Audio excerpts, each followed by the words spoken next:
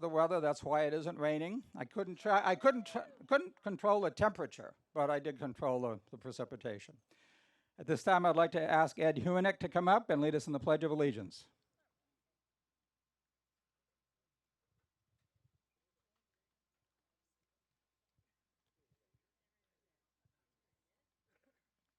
Like your sign. Thank you, Wayne. I have a special sign tonight.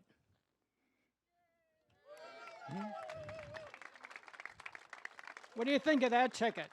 I think that ticket, Christie Sununu, is a winning ticket. What do you think? I should have worn my Team Cheney hat tonight. Okay, let's get serious. Are you ready?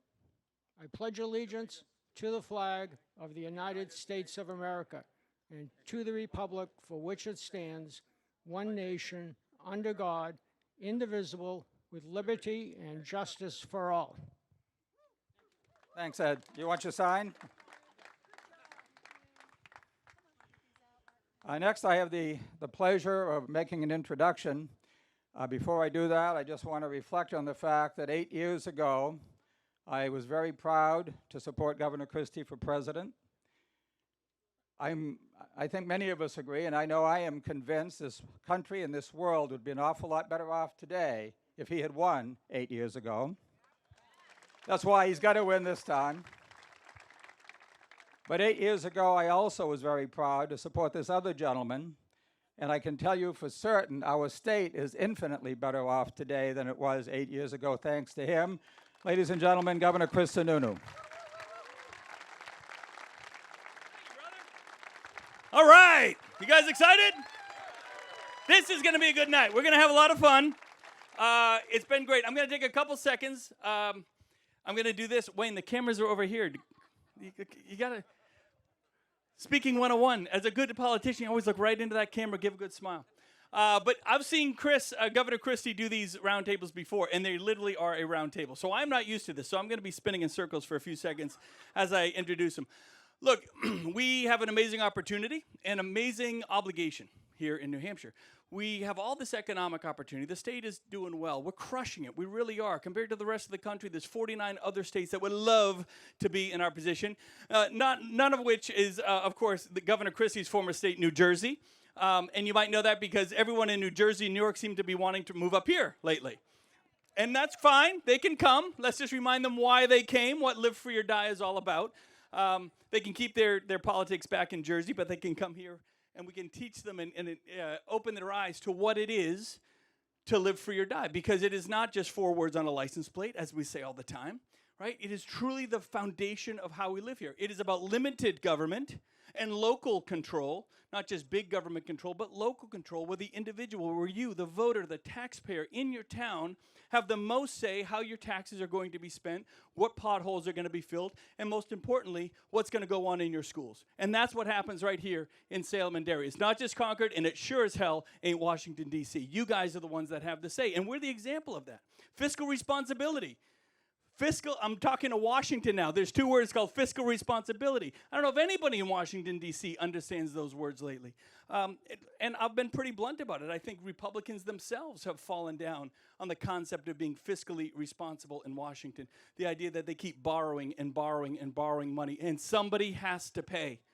And it's us. It's our kids. It's our grandkids. It's our grandkids' grandkids. And it's real money. It's tangible. $32 trillion is such a huge number, it's almost gotten like people don't believe in it anymore. Well, we'll just keep printing it. That's not the way it works. Somebody has to pay.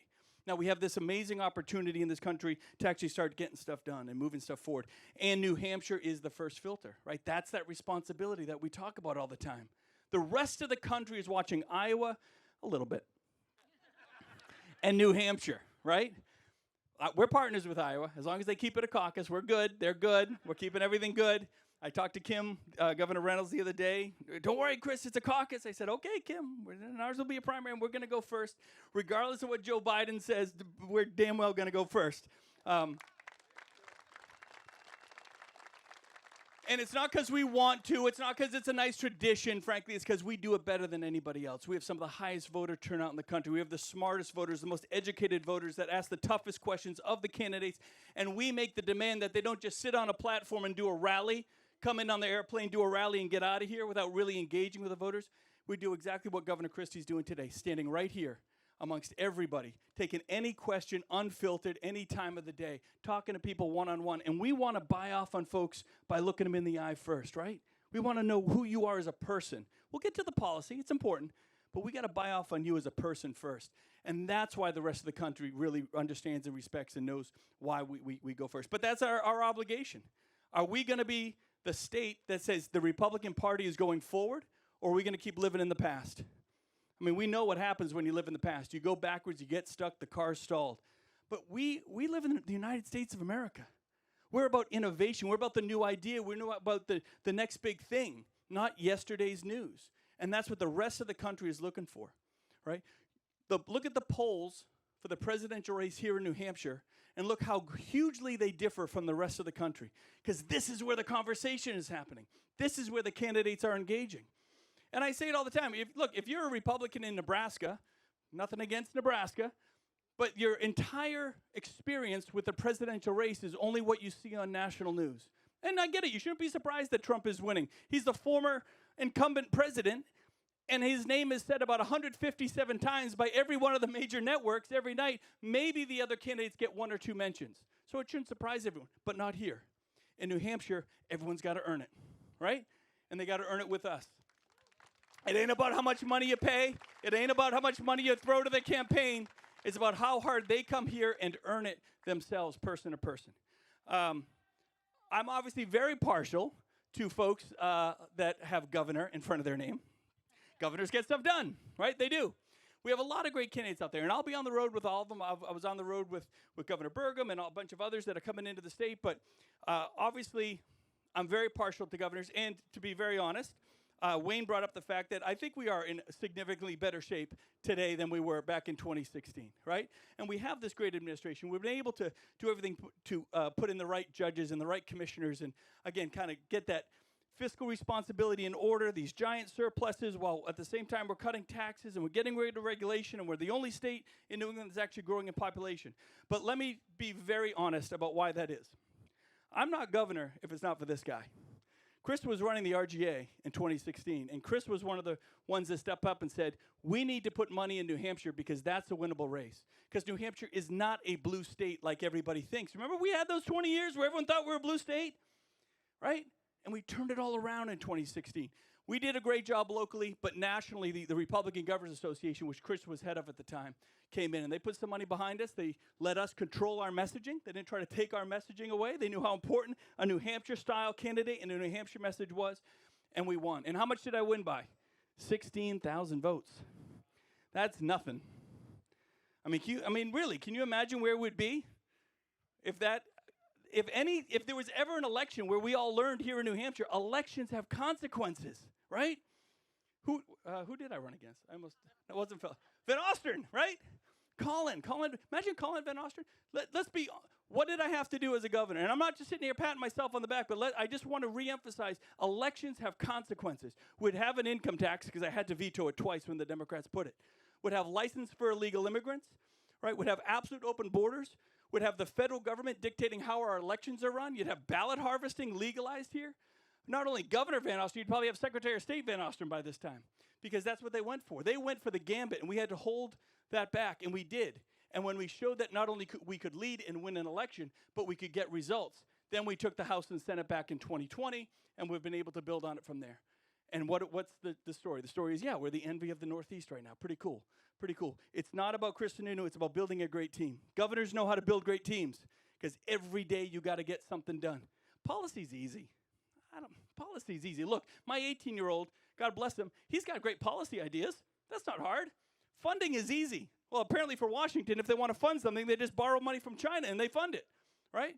But the real challenge is implementation. When we talk about mental health, when we talk about opioid and treatment and recovery, when we talk about access points for all these systems that you're relying on day to day for your families, right? It's not just up here. It's what's happening every single day in our lives. Governors get that. They engage with constituents. They understand accountability on the hundreds of decisions they have to make every single week. They know how to build teams. And at the end of the day, it's always about going forward, not relitigating the past, right? So that's the opportunity that we have. That's where 49 other states are looking to New Hampshire and saying, what can you guys give us? Filter those other knuckleheads out, whoever the others are. I don't know. They're all great people. Well, most of them. Except the orange-haired elephant in the room. That guy's just got an attitude problem. Look, it's just about going forward. That's the opportunity. I mean, we can sit here all day and make jokes about Trump. I mean, that's easy enough. But really standing with candidates that are going to answer questions, that are going to be accountable, that are going to look you in the eye, they're going to engage with you, they're going to shake your hand and talk to your kids and ask them what's going on in their schools, because at the end of the day, that's all that matters. That's all that matters on the ground. So I apologize for the extra long introduction. It's a good way to pat ourselves on the back for crushing in New Hampshire and remembering that these elections have consequences. So it's not just about what you guys think today. Are you going to talk to your friends? Are you going to talk to your neighbors? Are you going to talk to your coworkers? You're going to take this message further and make sure that we're making sure that all the candidates, all the opportunity is coming to bear, and making sure all these candidates are doing exactly what they need to do. Retail politics. Good retail politics leads to great retail management, and that's what this country needs. This country is begging for good retail management. With that, I'm going to bring forth someone who knows a lot about it. Did an incredible job in New Jersey, has walked in this state, campaigned in this state, I think more than any other human, non-New Hampshire human alive.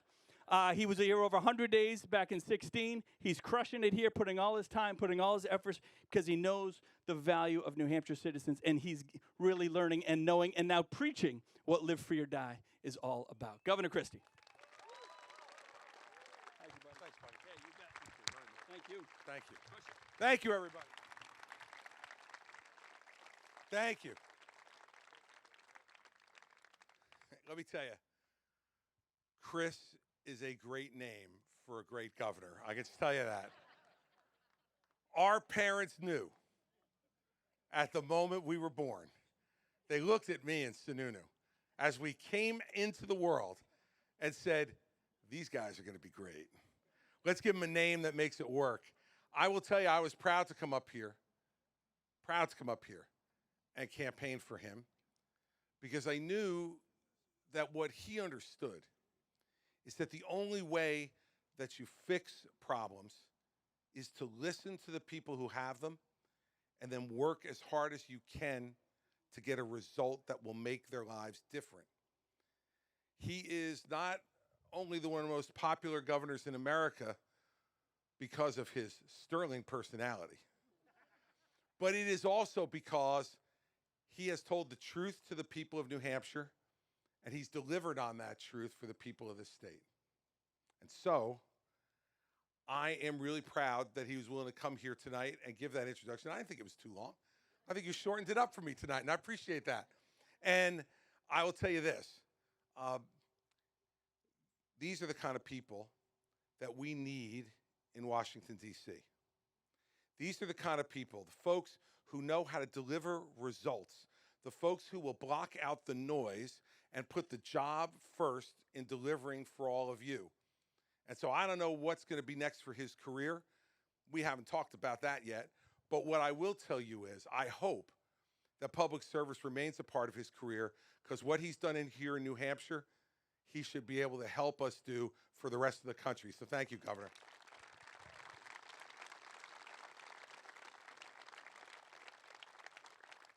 One other thing before we get going here.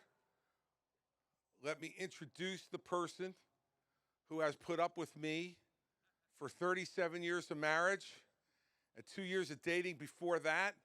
We are coming on 40 years together. None of you can believe it. Neither can her family. My amazing wife, Mary Pat Christie. Please stand up, Mary Pat.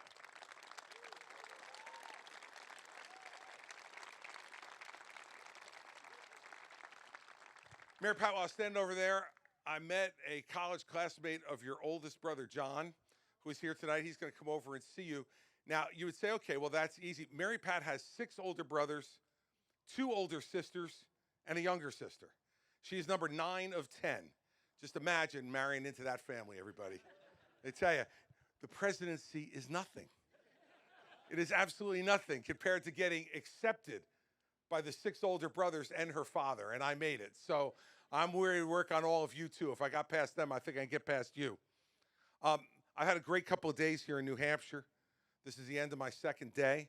I am thrilled to be invited here to speak to all of you.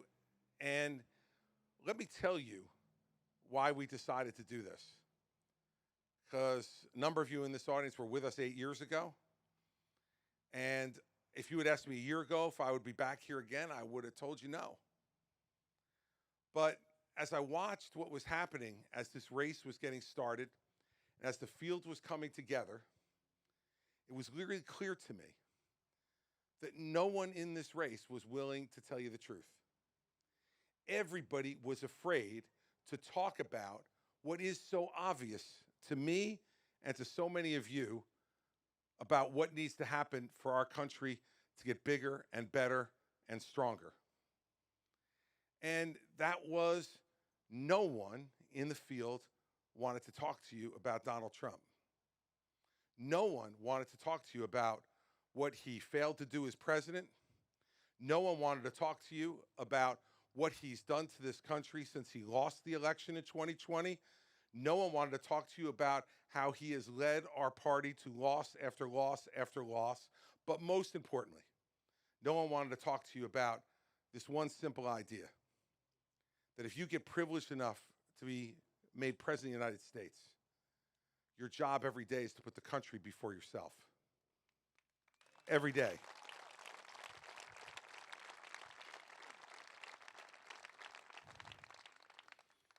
So, my old friend Donald was up here yesterday, decided to give a speech over at a high school. And as usual, it's probably about a 90-minute speech. And almost all of it was about his favorite topic, himself. And part of what he says that I love the most now is, I am getting indicted for you. If it wasn't me, they'd be going after you. Have you ever heard a bigger pile of crap in your life? Now, as far as I could tell, and please correct me if I'm wrong, that none of the people in this audience tonight have paid off a porn star to keep quiet about the fact that she had sex with him while he was married, so that the country and his wife didn't find out about it prior to the 2016 election. Was there anybody here who did that? All right, you're in the clear. Did any of you take classified documents out of the White House, refuse to give them back for 18 months when the government asked you quietly, politely, nicely to do it, then lie to your lawyers and tell them you had shown them all the documents when you had one of your buddies hiding documents in another part of Mar-a-Lago? And by the way, I'm from New Jersey and I was a prosecutor, so I'm somewhat familiar with organized crime. This caper looks like it was performed by the stupid Corleones. Right? I mean, this Walton Outa guy, he's Fredo. You know he is. Running around with the boxes, hiding them in other places. Then you send Fredo down to eliminate the hard drive on the security cameras. Poor Fredo. Now he's charged too. But none of you were involved in that either. Lying to the government, obstructing justice, hiding the documents. None of you were involved in that. I want to make sure. All right, none of you are involved in that. Okay. Now, did any of you invite people to Washington, D.C. on January 6th, tell them it was going to be wild, then give a speech in front of them, in front of the White House, saying the election had been stolen when you knew it hadn't? Did you then tell them that Mike Pence could reverse the election if he only had the guts to do it, even though you know there's no way a vice president can reverse an election result? Did you then tell them, any of you, that you would march up to Capitol Hill with them? No, Donald Trump did that, and of course, in typical Donald Trump fashion, he didn't go. You remember that line in the speech? Let's march up to Capitol Hill and I'll go with you.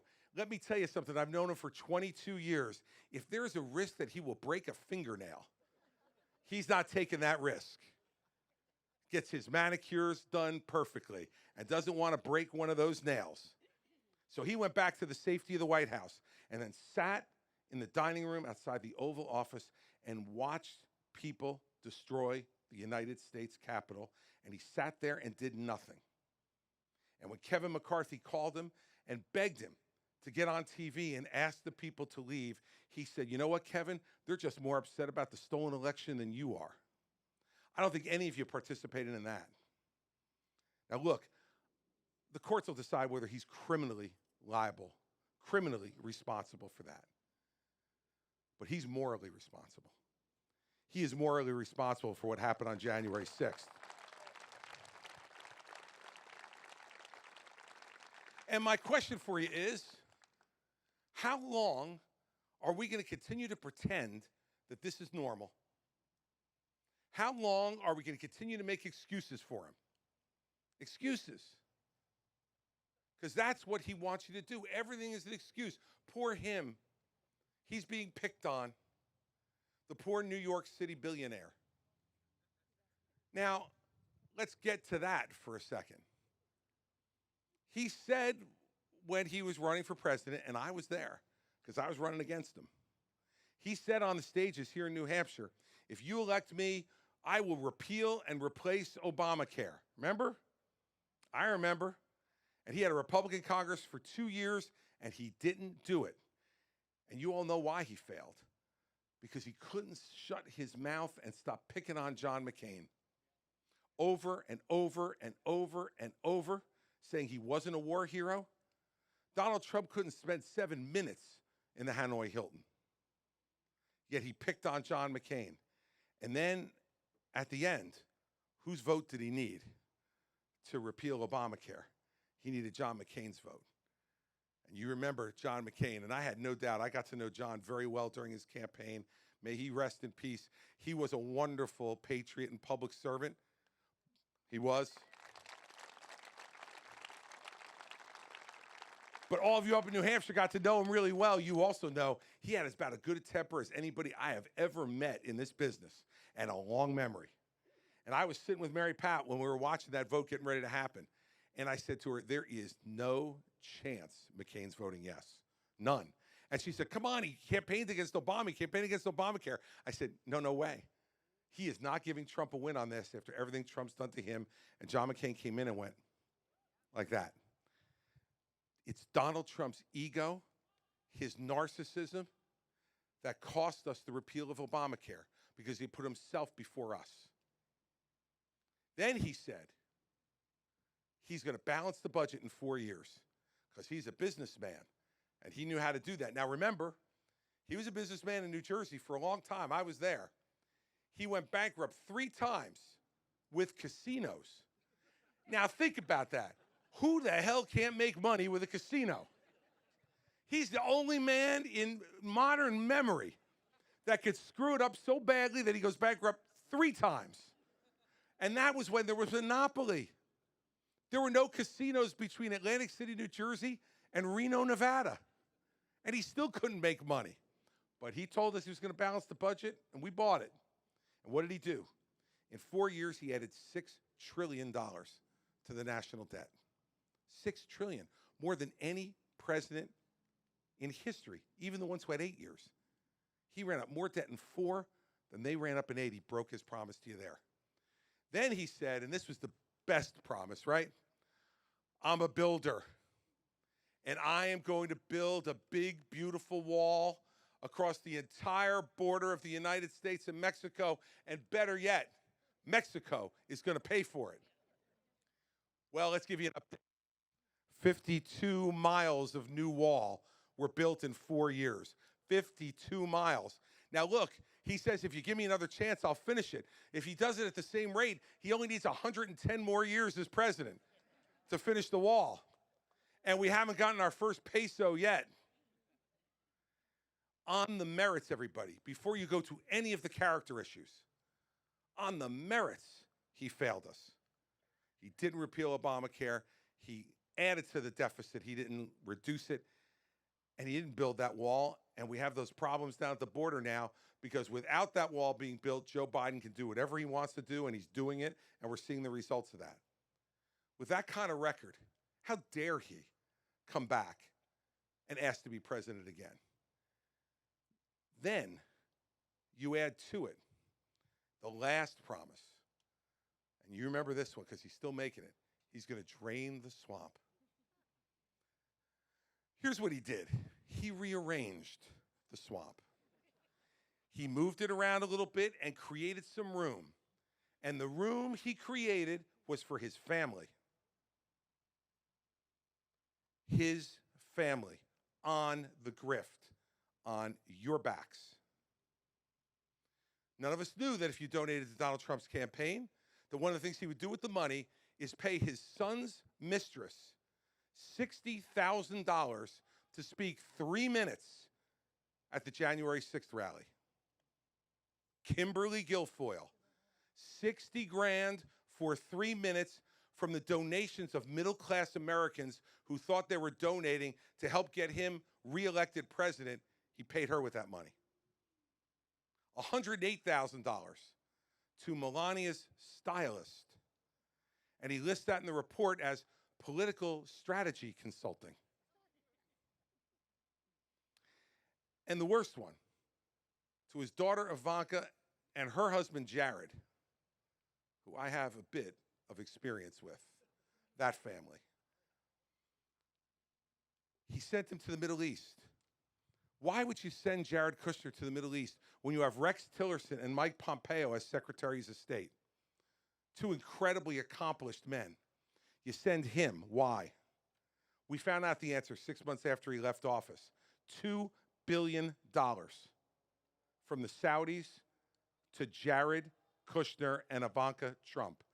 $2 billion. And because he did all this and more with his family, he's normalizing this conduct, and now we have another president who's doing exactly the same thing and allowing Hunter Biden to run roughshod, making money from foreign governments and selling access to Joe Biden. I got asked today by some reporter, what would you do to make sure that didn't happen? The easy answer would be, don't let my family anywhere near the White House after I win. But that's not what I would do, because I'm a leader and my family respects me and I respect them. And I'd look every one of them in the eye and say, nobody gets a job in this government and nobody makes any money off of what I'm doing for the American people. That will be the rule of my administration. I'm going to end this family grift that's going on. We are not a third world republic. We are the United States of America, and it's time for Donald Trump's family to get off the public dole and go back to New York where they belong.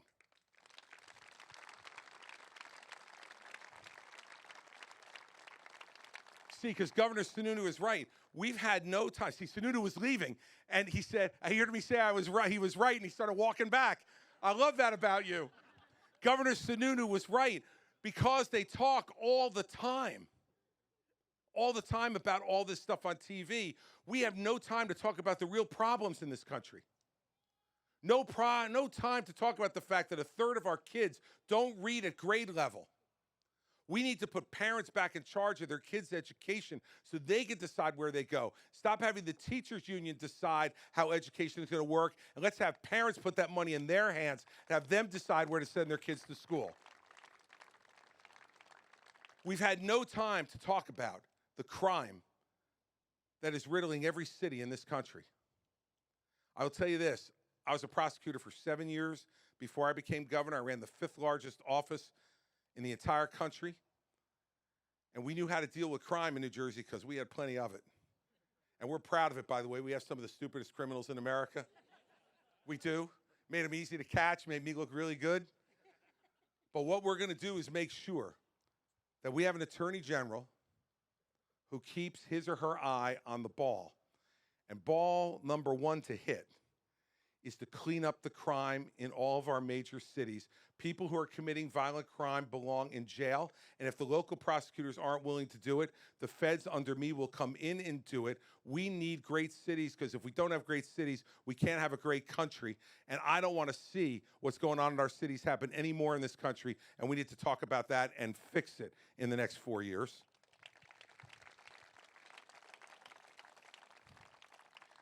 The inflation that all of you have put up with over the last 2.5 years is unacceptable. And it was predictable because Joe Biden was just spending more and more and more money.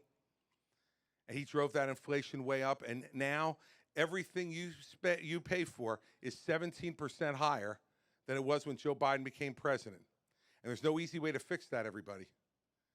The only way to fix it is to reduce government spending. And every government program has a constituency. When I became governor of New Jersey, we had an $11 billion deficit on a $29 billion budget. Everybody said the only way to fix it was to raise taxes. And I said, no, I'm not doing it.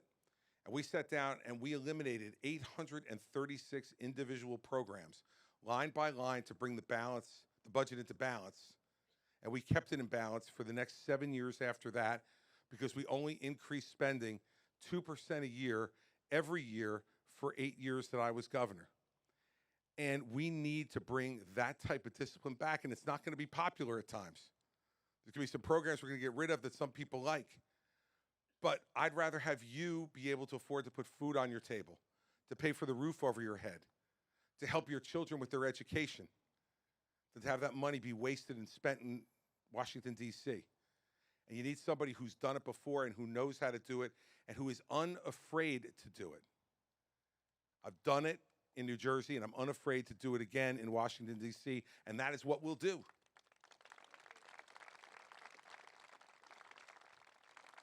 And lastly, then I'm going to take your questions. I went to Ukraine last week, and I went to Ukraine because I think it's symbolic of what the foreign policy challenge of the next 50 years is going to be. Because that war is between Ukraine and Russia. But let me tell you, the war is really it's a proxy war between the United States and China. China is funding the Russians by buying their oil. China is buying them weapons from Iran and North Korea. China is trying to see how we'll react. This is a test case for them to go and try to take Taiwan. It is the test case. But it's a test case that we can win without the loss of one American life. Not one. Because when I went to Ukraine last week, I sat for an hour with President Zelensky, and he made it very clear, I do not want one American man or woman on the ground in Ukraine. All I want is for you all to help me win this with the weapons that you have and I don't. Just to give you an example of how outgunned they are and how amazing what they've accomplished already is. The average day in Ukraine, the Russian army shoots 56,000 artillery shells into Ukraine. 56,000 a day. The Ukrainians have 6,000 to shoot back a day. Despite being outgunned nearly 11-1, they've driven the Russians out of most of the areas of Ukraine. And now they want to take back the rest of their land. And it's not just about that. Let me tell you what I saw in the city of Busha. In the city of Busha, we saw that the Russian army went door to door. They dragged men out of their homes. While alive, gouged their eyes out, cut their ears off, and then tied their hands behind their back and shot them in the back of the head in front of their families. And then they went back in those homes and they raped the women who were in those homes. And then they took the dead bodies and they put them in a shallow grave behind the biggest church in Busha. 160 dead civilians in that shallow grave behind St. Michael's Cathedral. And they ransacked the church, took everything out of the church. What's left there now are photographs.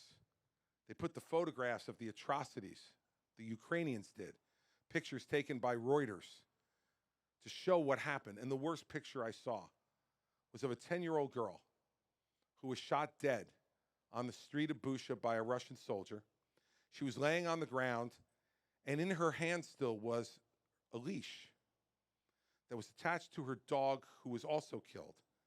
This was a 10-year-old girl out walking her dog. And she was killed by these barbaric Russian soldiers. I want you to understand that that's a fight that America has never walked away from. These are freedom-loving people who just want to live their lives in a democratic society like we do. And Vladimir Putin, who Donald Trump calls brilliant and a great leader, is the person who's doing this in Ukraine. We need to supply them with the arms they need to win their war. We need to do that. And the first thing that President Zelensky said to me when I walked into the room and shook his hand, and you know, when you shake someone's hand, you know that there's a certain amount of time you shake it and then you pull away, right? And you can't time it. You never do. You can't say to your kids, remember, it's 6 seconds, and then you pull. You just do it and you know, you learn intuitively. He would not let go of my hand. And he said, Governor, I want you to promise me you'll say one thing to the American people when you get back. And I said, yes, sir, Mr. President. What do you want me to say? And he said, how much we appreciate what the American people have already done for us. This is a man who appreciates that America is standing up for freedom and liberty and democracy and standing with them. When the Russians invaded, Joe Biden called and offered him a plane for he and his family. And Zelensky said, I don't need a plane, Mr. President, I need guns. That's a leader who loves his country and is willing to sacrifice his own life for his country. Let's make him a winner and send a message to China and Russia and Iran and North Korea that you do not tread on America or its friends, not ever.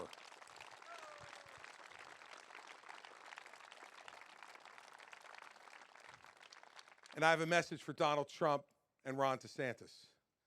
This is not a territorial dispute. A territorial dispute is when someone comes to your home to survey your property. And they come back to you and they say, bad news, your fence is 10 inches on your neighbor's property. That's a territorial dispute.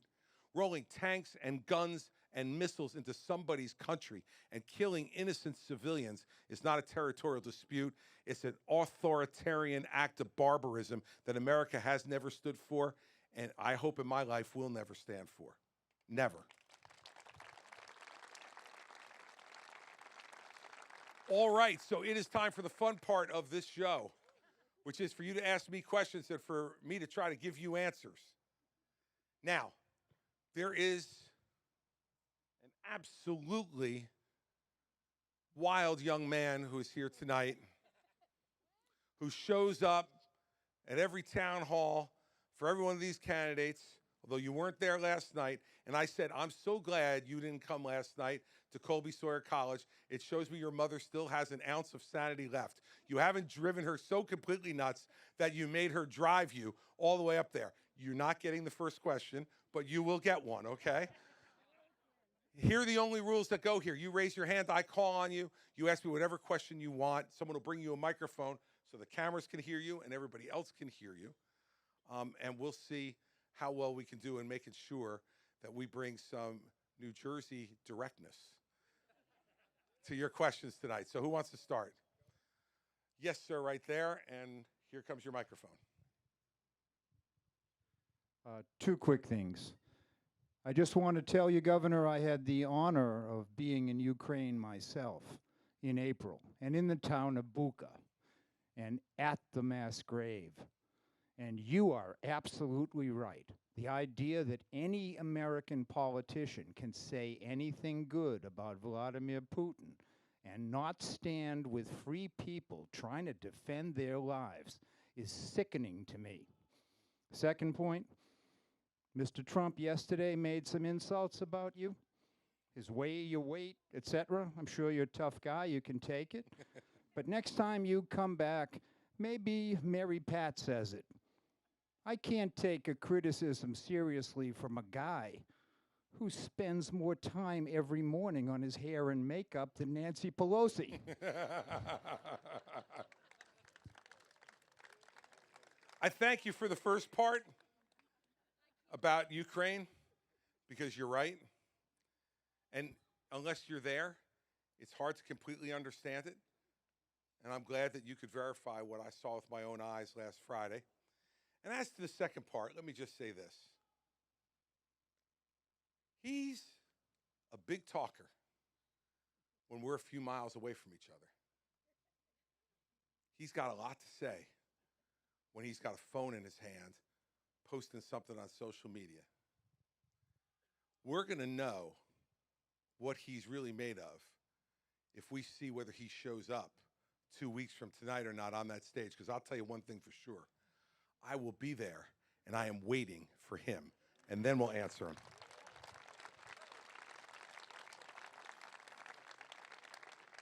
Because where I grew up and the way I was raised was a man who has something to say to another man comes up to him and looks him in the eye and says it to him. And a coward does the opposite. So we'll see if the coward shows up 2 weeks from tonight in Milwaukee, but I will be there. Yes, ma'am. Microphone coming right there. Welcome back to New Hampshire. It's great to see you. Good to be back. Okay. I'm a Jewish American, incidentally of Ukrainian ancestry. My grandparents came in 1888. And like every other Jew in this country right now, we are really concerned about this rapid rise of anti-Semitism and hate. And I would like to know what a Christie administration is going to do to address hate in this country. Well, I'm concerned about it too. Because when Donald Trump spoke after the Charlottesville incident in 2017 and said there are good people on both sides, sorry, they're not. If you're a white nationalist, you're not a good person. If you're a Nazi, you're not a good person. And so the first thing a president can do is to be unequivocal about that. To say that every person in this country is one of God's creatures and is an individual gift from God. And every one of those lives deserves to be respected, regardless of their race, their ethnicity, their religion, their gender, their sexual orientation. Regardless of any of that, it must first start with respect. And one of the ways he failed our country is to show no respect for those who disagree with him. Look, I disagree with lots of people lots of times, and you've seen it. And I'm not afraid to disagree with someone. But you do it respectfully. And that doesn't mean you don't yell. Sometimes you have to yell. Sometimes you have to get angry. I'm okay with all that. But in the end, it must come from a place of respect. That's the first thing. The second thing is to make sure that the Attorney General of the United States understands that any acts of bias, anti-Semitism, or any other type of bias in this country are unacceptable. And the people who commit them need to be held to account for that. Because if we set those examples, we have a chance of deterring that conduct. And the third thing is that I want to try to end the era of useless anger in this country.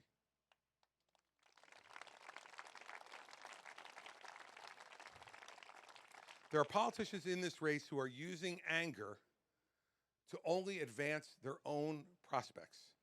They want to create something for you to be angry about, tell you why you should be angry about it, and then explain to you why they're the person who can fix what you're angry about. But then they move immediately from that to the next thing to make you angry about. And by the way, the proof of what I'm saying as I'm saying it is that joker out there who keeps screaming and yelling. And I think it's great because what he's got out there is a Trump 2020 sign. I'm all for it. Keep him in 2020. Get him the hell out of 2024.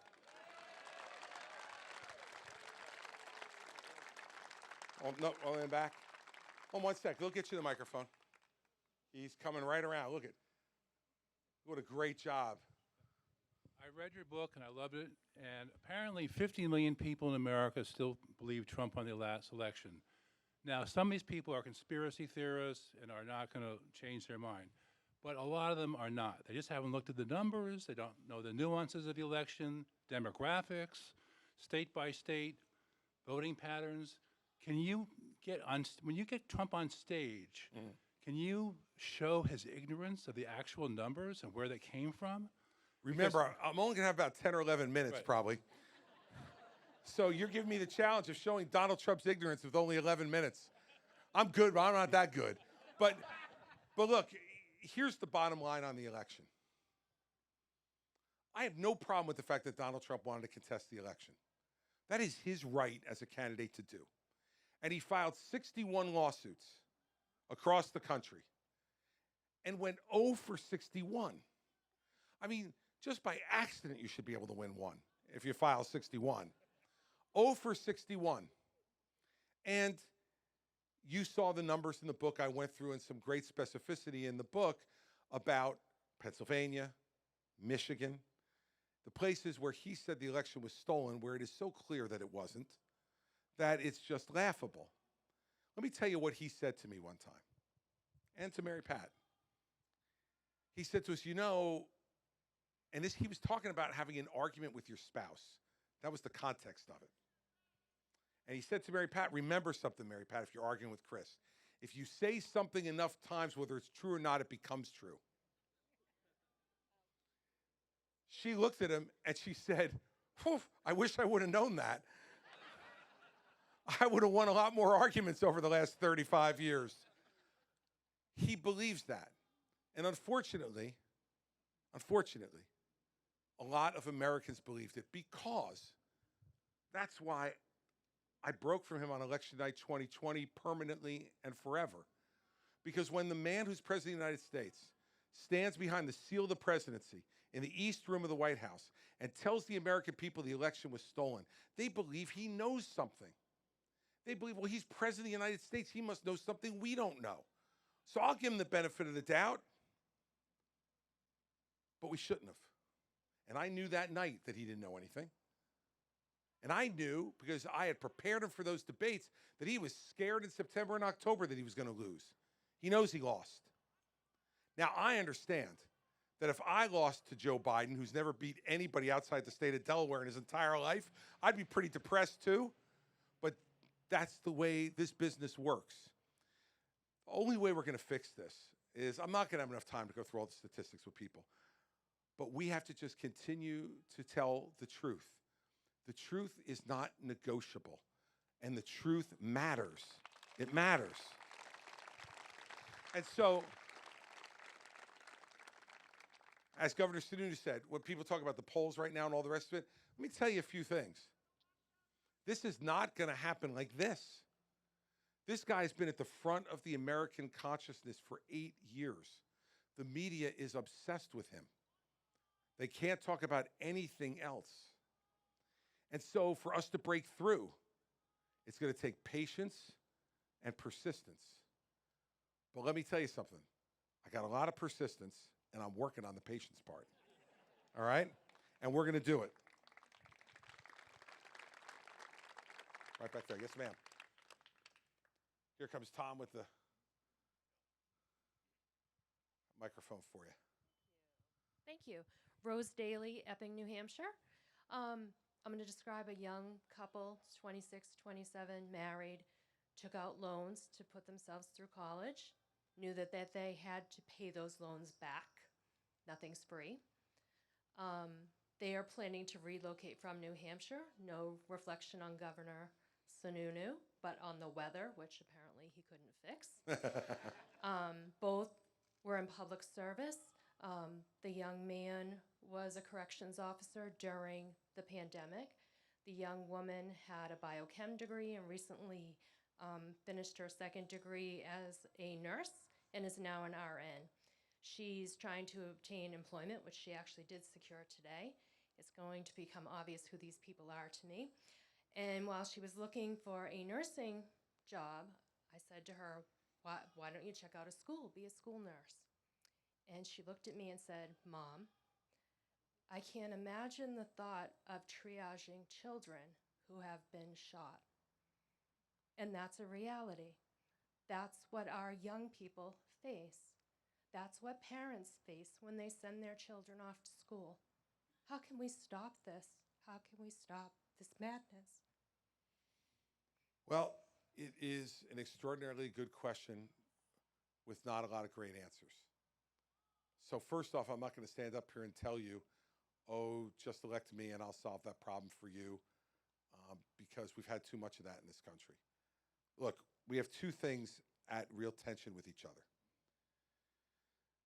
We have the concern that we all have about senseless, wanton violence happening anywhere, but most particularly against our children.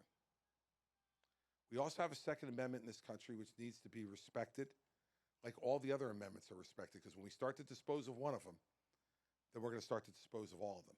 And I can't be for that. But I think we all understand that the issue of mental health is integral to this. And I know Governor Sununu has done as much or more than any governor in the country in putting more money and more time and effort behind making mental health treatment more available. And we need to do that for the entire country, because this is a disease, just like cancer or heart disease or diabetes, yet we stigmatize it. And we make people afraid to come out and admit that they have a problem and they need help. And so first we have to lower that stigma and make treatment much more broadly available so that not only the person who has a mental illness can access it, but also that their family members can feel free to come forward and try to get them the help that they need. We also know that there are laws in place that can help to stop this, but we don't enforce them. And we need to enforce the ideas that people need to apply for gun permits and that they need to be honest in what they say on those gun permits. Because if we don't, then we're just making a mockery of the law. The third thing I'd tell you is that I do believe we need to get realistic about security at schools. And there are systems available to be able to lock down schools much more quickly, remotely. There are ways that we can have security folks in the schools that we need to. It's a horrible reality to have to think about those things. But the worst reality is watching body bags being taken out of schools, little body bags. And so those are three places that I would start. But also, we need to have a country, again, as I talked about, that lowers the anger. Because I do believe that some of this comes from that. Comes from it. And there are plenty of reasons for us to be angry about things that the government does or that people within our country do. But when we resort to violence to deal with that, or that anger comes so heavy that our violence becomes wanton and misdirected, we're contributing to that problem. And so I would tell you, the first town hall I did in this campaign was on CNN, and one of the men who came and questioned me was a guy who lost his son in the Las Vegas concert shooting. And I said to him that night, I need to tell you, those are my answers, but I feel wholly inadequate when standing in front of someone who lost their son. Because I can't imagine having 4 children of my own, being able to put one foot in front of the other after a tragedy like that. And so we need to open our hearts to all this too and feel that and express it so that maybe we can stop that person before they start. So those are the ways I look at it. It's not a perfect answer. I don't think it brings a complete solution, but I think it's a start. We have to acknowledge that with each other and get to work on mental health, most particularly in this country. But thank you for asking that question. I really appreciate it. All right, Quinn, your time. The most famous 15-year-old in New Hampshire. This guy is on like every cable news channel getting after candidates for President of the United States in town halls all over. People are giving him all the credit and the fame. I give it to his mother, who continues to indulge him in ways that I know are going to someday make him governor or senator from this state. I can't wait till I'm old enough that he does that, and I'm sitting somewhere in New Jersey watching TV and seeing Governor or Senator Quinn, and I will be completely unsurprised. What is your question tonight, young man? Well, I don't know how I can top that. Good, then sit down, I'm not going to try. All right, so thank you, Governor. You're welcome, sir. You will be happy to know that I'm throwing you a softball tonight compared to my other questions. What did I do to deserve such great treatment? Well, I watched like every single podcast interview, a lot of interviews, and your town hall last night. I watched all way too long of it. And you gave me a few ideas, but nothing I could really capitalize on. All right. So Let her rip. Let's see. yeah, What do all you right. got? So unfortunately, my first experience with you and my exposure to you came when my sisters were watching Triumph the Insult Dog. Oh, that's not good. And I never really the dog is hilarious, but that specific segment I didn't like because I don't like attacks on anybody's appearance, and I think Triumph and Trump are very similar in that fashion. That's true. It is true. And I have noticed that you attack Trump very, very harshly, deserve some of the time. And when you attack, his most energetic supporters take it very personally.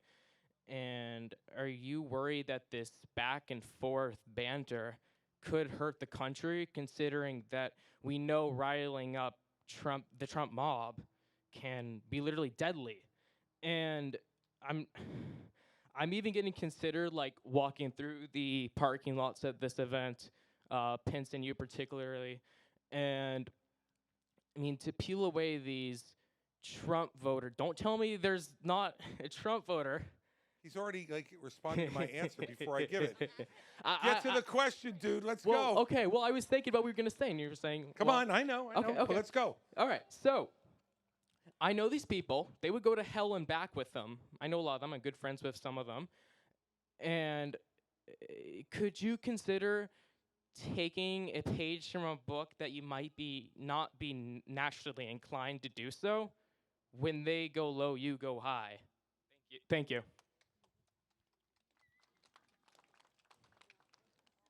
No.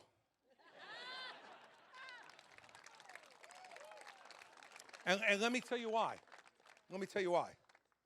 Because we tried that with him in 2016. All of us ignored his insults.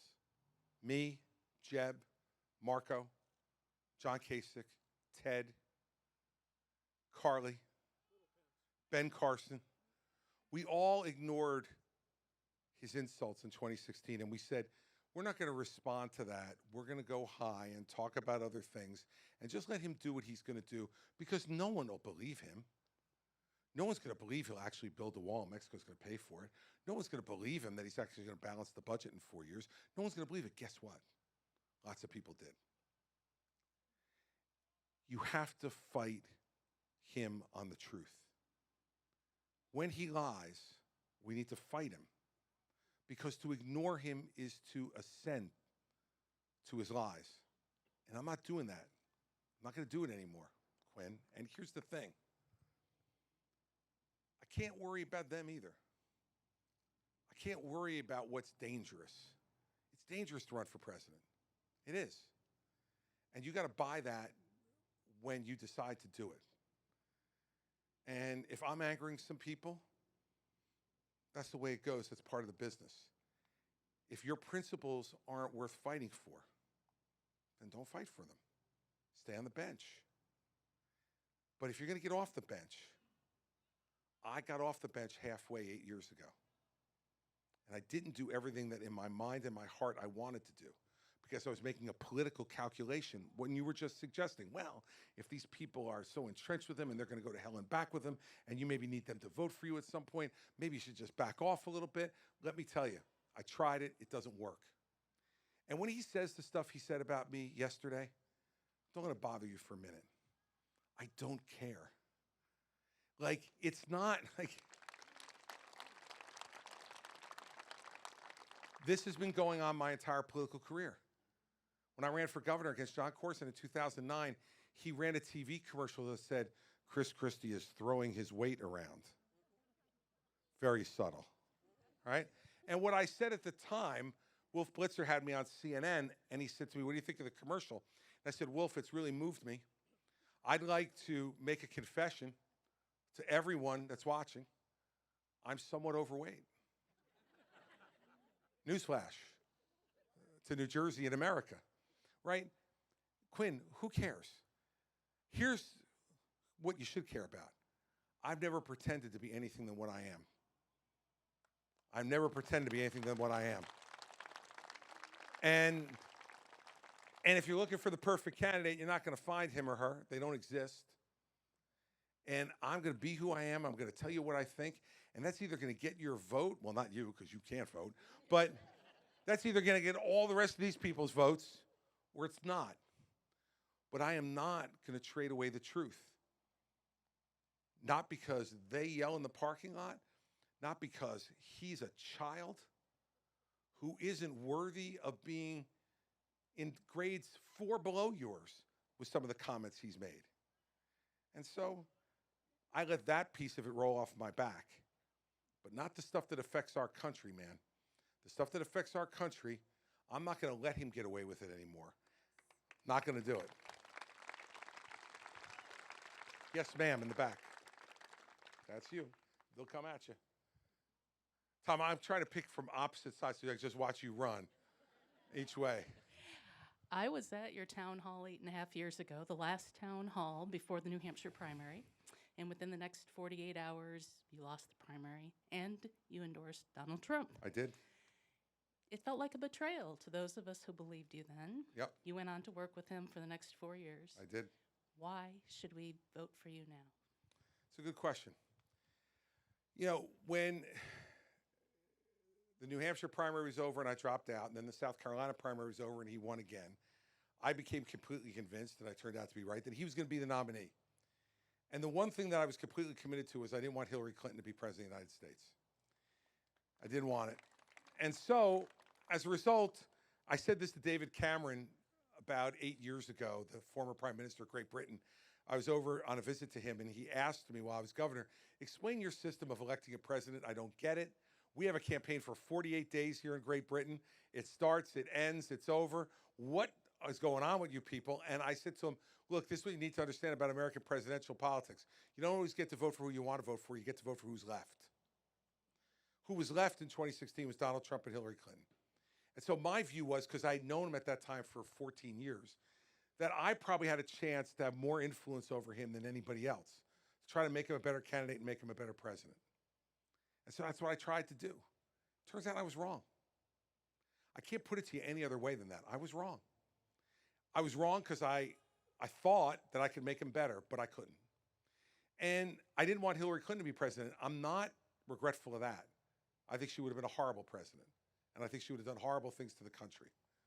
But, so I don't regret siding with him in 2016. And believe me, by the time I endorsed him, whether people believed it or not, it was over. John or Marco or Ted were not beating him. Jeb dropped out after South Carolina. It was John, Marco, Ted, and him. I'd been on that stage with those guys. None of them were beating him. It was over. So now it was time for me, I thought, to try to make our Republican nominee the best person he could be. But remember, too, over the 4 years that he was president, I never accepted a job in the administration. He offered me Secretary of Homeland Security. He offered me Secretary of Labor. He offered me White House Chief of Staff. And I turned all of them down. And the reason I did was because I knew I couldn't work for him. But he was the president, and he's the only president we had. So I was still going to try to do the best I could to be helpful where I could, but I was not going to go and work in his administration. And in 2020, I didn't think we could have a worse choice than Hillary and Trump. Then we have Biden and Trump, who literally, physically didn't look up to the job for me. And so I helped Trump again. And when you look at how Biden's performed as president, I don't know, jump ball. So I was put forth a bunch of imperfect choices. And I guess what I could have done was just sit it out and not do anything. But I didn't do that. But the big mistake I made, the place where I was the most wrong, was that I thought I could help change him. And so did Bill Barr, and so did Mike Pompeo, and so did Rex Tillerson and Jim Mattis and Mark Esper and Mick Mulvaney and Reince Priebus and John Kelly, like some really great Americans who also thought, just get in there, we can make him better. We can't. He's unsalvageable. He's irretrievable. And so the reason you should vote for me this time is I'm smarter than I was 8 years ago. Smarter.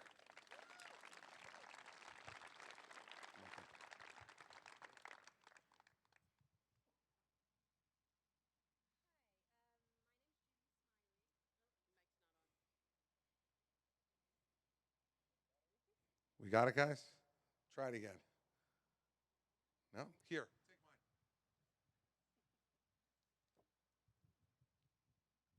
Take mine.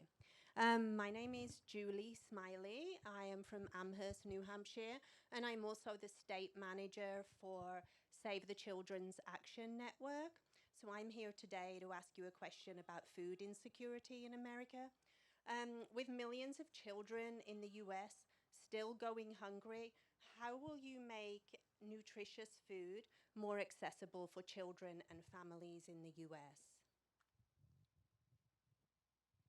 The shame of that question is that in a country as bountiful and plentiful as ours is, that there are still children who do go to bed every night hungry.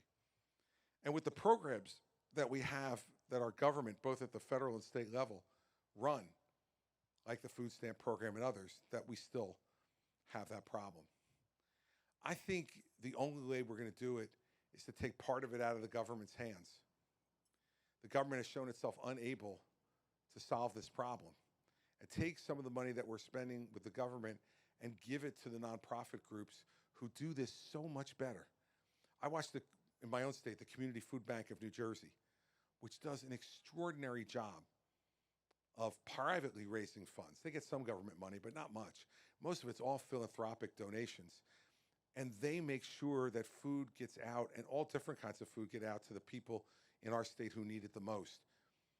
We have another nonprofit in New Jersey called America's Grower Row, where these are folks who set up farms in their backyards, and some of them even bigger farms, and they donate all the fresh produce to nonprofits who work with those who go to bed hungry at night. And they do an extraordinary job. And I really think that we can't take all of it out of the government's hands, but I think we have to take part of it out and give it to nonprofits who are out there on the ground closer to people than the federal government is, to be able to identify those problems, those areas that need the most help, and to be able to distribute the food in that way. Because we have more than enough food to feed every American in this country and a good part of the rest of the world. And we're failing at it, and it's unacceptable. So that's the way I would do it. But thank you for your question.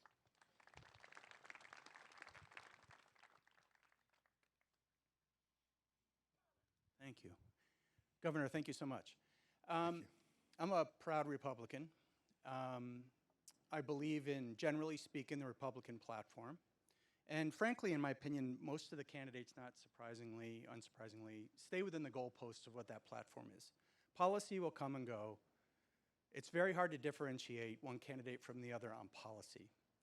What I'm going to vote for, the person I'm going to vote for, is the person that I believe can actually move beyond just talking about policy to actually getting things done. We're in my opinion, a zero-sum game right now with parties just vying against each other and nothing actually happening for us. The first president that meant something to me as a young person was Ronald Reagan, who famously worked with Tip O'Neill. Clearly, two people who are on the opposite ends of the spectrum.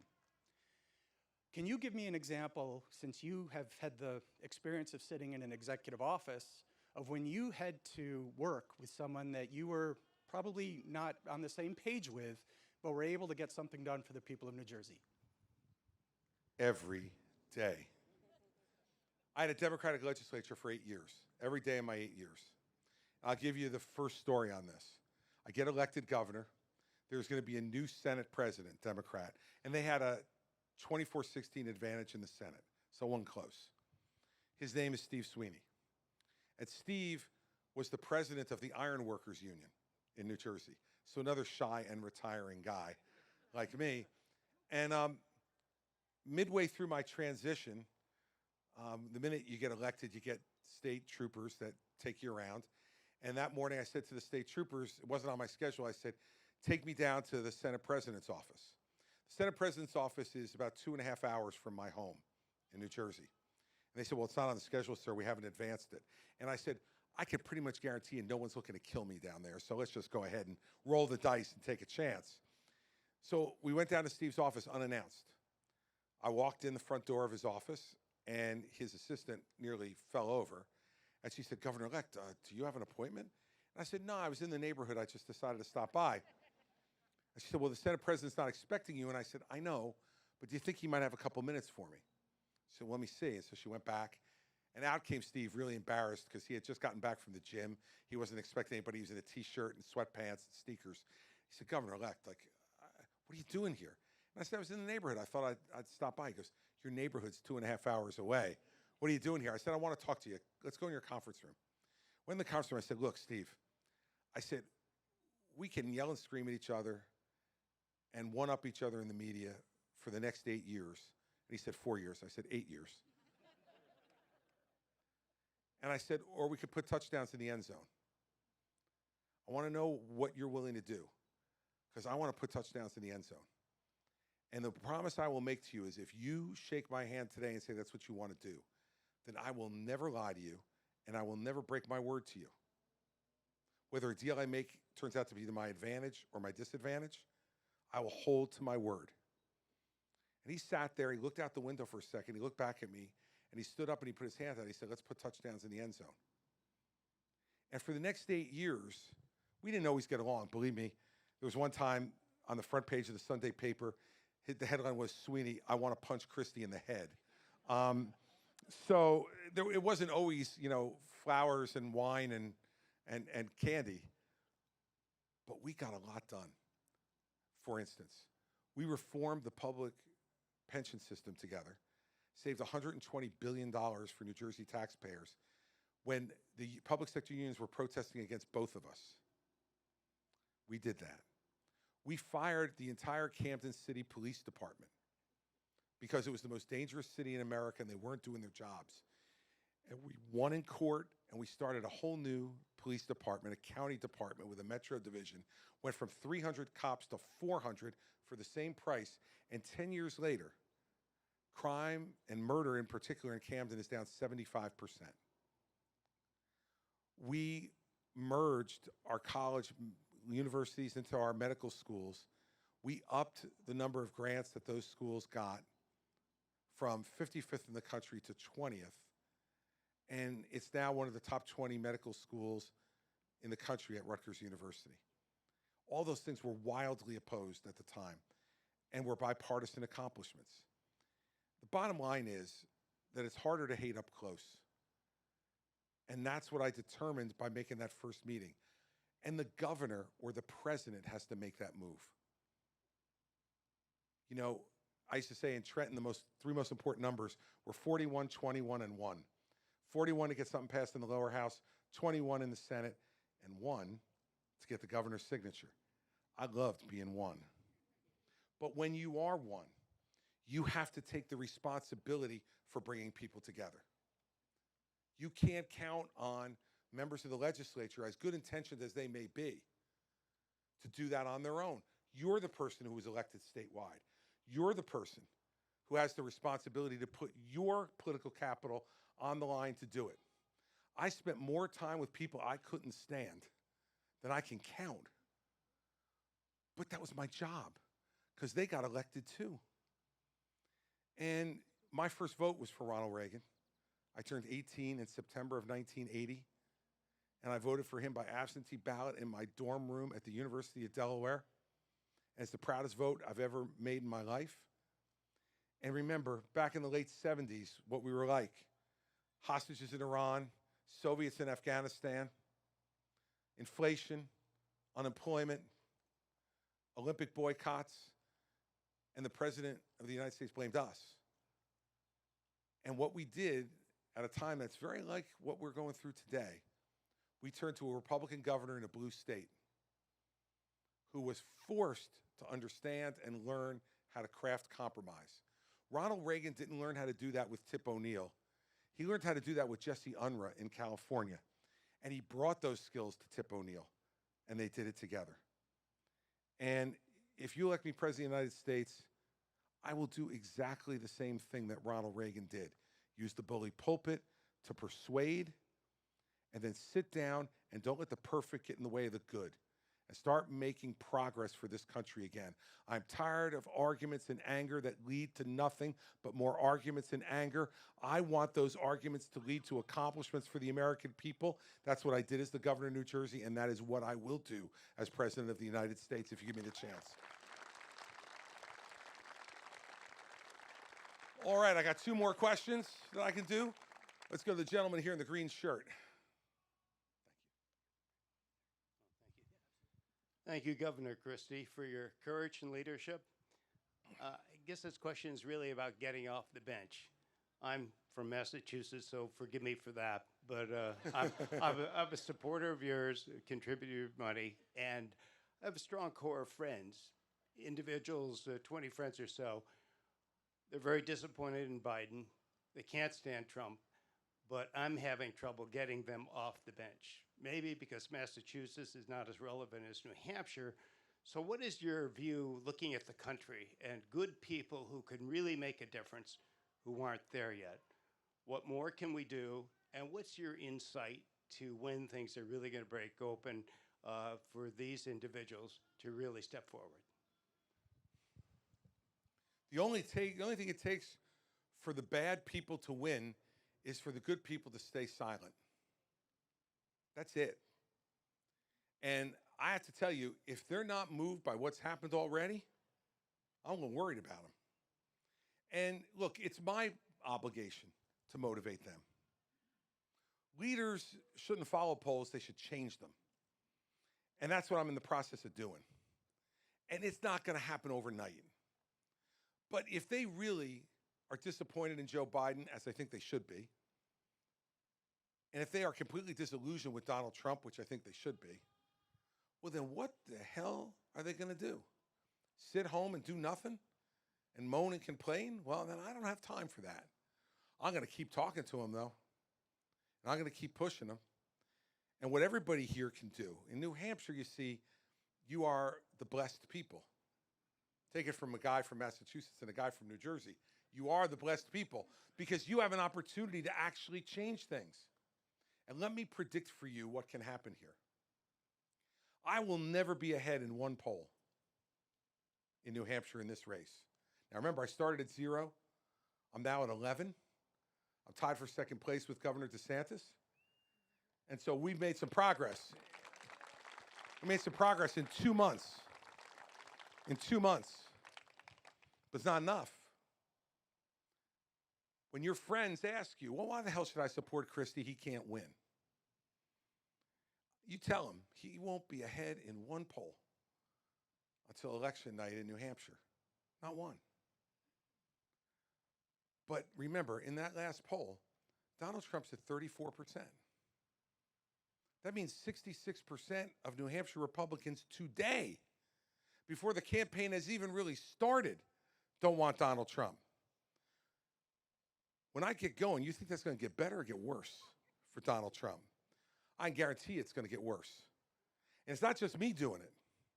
He's doing it. He's his own worst enemy. He can't shut his mouth. See? And so my advice to you is to say to those friends, stop trying to predict who the president's going to be. We stink at it. We never get it right. Remember, 8 years ago at this time, the prohibitive frontrunners for the Republican nomination were President Jeb Bush and President Scott Walker, home now in Florida and Wisconsin, respectively. Okay? We're not good at making these predictions. So how about you say to these friends, why don't you decide who you want to be president and then get off your rear ends and try to make that happen? This is the only country in the world where that can really happen. And this is the state in the country that can get it rolling. And I will guarantee you this. If on primary night here in New Hampshire, I beat Donald Trump, and I think I will, the world will be shocked. There will be stunning headlines all over the world. But those of you who are here tonight can say, oh my God, he predicted it. And then let me tell you what happens the day after. The day after, that rotted building with the nice facade that is Donald Trump, when that facade gets broken through by the people of New Hampshire, the building will collapse. You will end his career in New Hampshire in January of 2024. That's what you tell them. See if they want to do that or not. I will end with you, ma'am. And here comes Tom with your microphone. I can talk pretty loudly. There you go. Now we're going to give you one of those. Okay. I'm going to preface with I am a senior loan officer. I've been writing residential mortgages for 24 years. And the conversation that I'm having on a weekly basis are people calling me up saying, my landlord is selling the building because he can get a ton of money for it. I can't find a place to rent. I want to buy something. Maybe $150,000. In my mind, I know it doesn't exist unless you're going to go up to Colebrook or Berlin or something. But I still go through the application process because that's our job. And the conversation I'm having is, do you have family members you can move in with? Do you have friends that maybe the 2 or 3 of you can rent something together? And it's getting harder and harder. At this point, my sister lost her husband during COVID to cancer. She just moved in with me because she could not afford to live on her own. I have 2 sisters in their 60s living with my mother because they cannot afford to live on their own. With the interest rates rising, I did a mortgage for a young lady. When we started, it was 3 1/4. A year later, when she finally won a contract, it was 7 1/4. And her payments were $340 a month more with the same property taxes. Something's got to give because we were serving 60 people in the soup kitchen. Now we're doing over 100. This crocheting that you've seen me doing all night, we're trying to get 150 scarves so the people who come to the soup kitchen get one gift this Christmas. And I've made 120. So our goal is 150. But this is what's happening. And I don't know what to do. I don't know what to tell these people anymore. Well, look, this is what happens when government spends too much money and interest rates go up. Some people think that interest rates only affect the wealthy, the investor class. They don't. Interest rates affect everyone. And most harshly and most particularly, those who are trying to get into their first home. Those who are trying to make sure that they have a place where their family can comfortably and safely live. The crime of high interest rates is the stealing of hope from people who are not looking to be rich. They're just looking to be safe. And so that's why we have to reduce government spending. If we reduce government spending, I guarantee you interest rates will go down. They will. And when they do, you're going to be able to give people mortgages again at 3%, 2%, because interest rates will be down that low again. And they can have a better chance at affording that. Not everybody will. So that's part of the answer. The second part of the answer is that we have to spend more time on encouraging private developers to develop affordable housing. Because not, like you said, 150,000. It's not going to get anybody anything that they can live in here in this part of New Hampshire.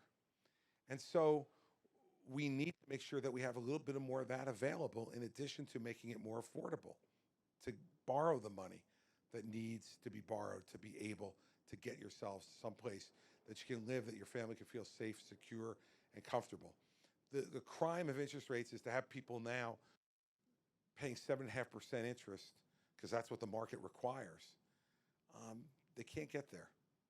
And whether it's an older person who leaves their apartment and needs to try to find a place to live, or it's a young person starting their lives, wanting to start a family, I can't find a place to live. It's not what America's all about. And that's what Joe Biden has done to this country. Look, I've said a lot of tough things about Donald Trump tonight and Joe Biden, but I will say this about Joe Biden. He told us he was going to bring the country together and he was going to govern as a moderate.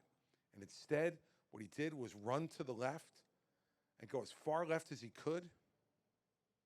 And what that did, by spending all that money that the liberals wanted him to spend was it jacked up interest rates because of the inflation. And that was the only tool we had to try to bring inflation down so people could afford to buy a dozen eggs or half a gallon of milk. And that's the battle we're in right now, and he caused it. Of course. And why is fuel up? Fuel is up because of inflation also. Fuel is up because he also has said that he doesn't want us to be energy independent. He's not allowing further exploration of natural gas and oil.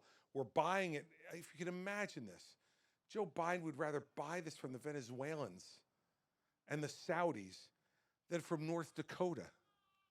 Makes no sense. And governors like the governor of New York is blocking pipelines that could bring natural gas to New Hampshire and make heating your home more affordable. Craziness. And you need a president who's going to swipe away the craziness and say, we want to make this a country, first and foremost, where people can live safely, securely, and comfortably. And housing is a big part of that. Energy costs are a big part of that, and food costs are a big part of that. And if we don't get that trifecta right, we're ill-serving the people of this country. Thanks for doing those scarves. That's a pretty cool idea. Let me end with this, because the former Speaker of the House is here. Donna, these lights are right in your eyes. I'm trying to figure out a way to block them for you, but even I'm not big enough to block those lights. So I can't. So I want to end this before it gets dark. First, thank you to all of you for coming out here and being willing to listen. Governor Sununu is right. New Hampshire not only has a role, but a responsibility. If Donald Trump is the Republican nominee, and he's the Republican nominee because he won New Hampshire, then we have no one else to look at but ourselves. That's it. We do not want him to get on a roll again like he did 8 years ago. His roll started right here. He lost Iowa. His first win was here. Let us make this his last loss in January. And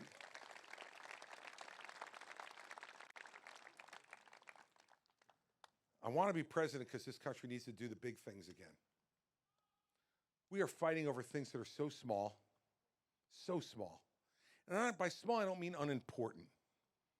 There are small things that are important, but they're not the things that, in my view, should dominate a presidential race. And you know, the kind of things that can make you angry.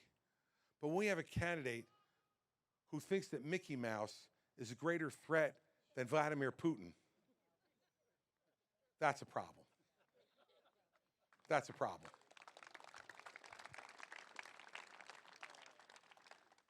I want to do the big things like this country has always done. You see, every time we were at a crossroads like this in our country's history, we had leaders who inspired us to go big. 1776, if you took a poll, independence would not have won. People were afraid of the British Army. They were fearful they'd lose their homes, they'd lose their families. But people like Washington and Jefferson and Adams, Hamilton, Franklin said, no, we can do better, and we will do better. And because they were willing to inspire us to sacrifice, we had a country. Benjamin Franklin said to a woman in Philadelphia after the Constitution, she said, Mr. Franklin, what type of government did you give us? And he said, a republic, if you can keep it. 1860, Abraham Lincoln was confronted with the question of whether or not to separate our country in two. The easiest thing to do for him would have been to let the South go. But he said no. A house divided against itself cannot stand. And more American men died in that war than in any war we've ever had. A war against each other. But he stood up and he inspired us to greater things. And when he was done with that war, America was bigger and stronger and freer than it was before. And in 1941, Franklin Roosevelt did not say this is Europe's problem and Asia's problem. He said America will be the arsenal of democracy. And he led us to sacrifice greatly with lives of American men and fortune and comfort. But it was the United States that defeated Nazism. And when we were done with that war, we were one of the two great superpowers in the world. Stronger, freer, safer, richer than we had ever been before. And then in 1981, we elected Ronald Reagan president of the United States. And there were those who said we just need to survive with the Soviet Union. Let them be, leave it alone. Reagan said, no, they're the evil empire. And they belong in the dustbin of history. And he inspired us to sacrifice, to fight the Soviet Union. And in 8 short years, the Berlin Wall came down. And in 10 years, the Soviet Union was gone. And we were the one remaining superpower in the world. Stronger, freer, richer, safer. Right now, it's us and China. And we need to decide, is that a fight that we are willing to fight and that we are strong enough to win? I know we are strong enough to win it. We now need to decide whether we're willing to fight it. Donald Trump, Ron DeSantis, Joe Biden, they are distracting us from the big fights. They want to keep you in the little fights because the more they divide us, the easier we are to dominate. When we unite behind great causes, this country is undefeated. The next president of the United States will have the extraordinary honor of governing during our 250th anniversary as a country in 2026. Who do we want doing that? Who do we want that understands how big America can be, how strong America can be, how free America can be, if we're willing to sacrifice to make ourselves and the rest of the world stronger, safer, and freer? I'm running for president to do those things, not the little stuff. Not the little stuff, the big things. I want to be a president of consequence. And I promise you, if you give me the chance, I will be. So let's make it happen here in New Hampshire. Thank you all very much.